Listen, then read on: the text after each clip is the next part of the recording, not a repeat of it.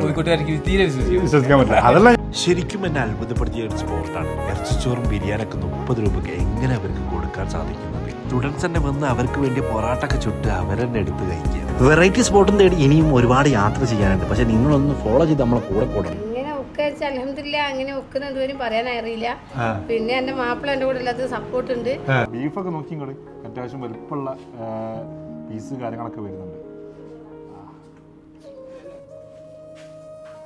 അടിപൊളി. നിങ്ങൾ അന്ന് വാങ്ങിയ ആ ഒരു ഗ്യാസിന്റെ പൈസ അല്ലല്ലോ എന്നുള്ളത്? അല്ലല്ല, ഗ്യാസിന് ഒരുപാട്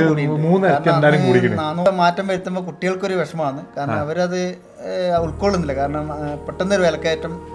ഇതിപ്പോ ചുരുക്കം പറഞ്ഞു കഴിഞ്ഞാൽ എല്ലാരും കിച്ചണിലേക്ക് എത്തിക്കണല്ലോ. നിങ്ങൾ കിച്ചൺ തന്നെ വാങ്ങല്? കിച്ചൺ തന്നെ വാങ്ങുമല്ലേ?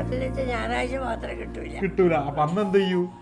വീട്ടിൽ പോവല്ലേ? നമ്മള് കോഴിക്കോട് നിന്ന് വരുമ്പോ പനമരം കാപ്പിഞ്ചാല് കൈതക്കലാണ് സ്ഥലം.